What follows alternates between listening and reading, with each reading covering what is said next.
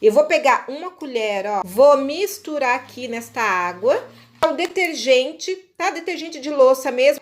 Vou misturar aqui um pouquinho. Você vai pegar essa esponjinha aqui do lado amarelo, tá? Ó, assim, ó, deixa ela bem molhadinha. Eu vou passar, gente, e sai muito rápido. Olha só, um pouquinho que eu passei, ó, já saiu.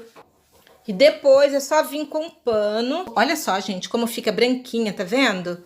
Use aí na sua geladeira que você vai ver que dá super certo, tá? E prontinho, pessoal. Olha só como ficou limpinha e ainda mais branca a minha geladeira depois que eu limpei, que eu fiz essa misturinha aí de detergente e bicarbonato de sódio.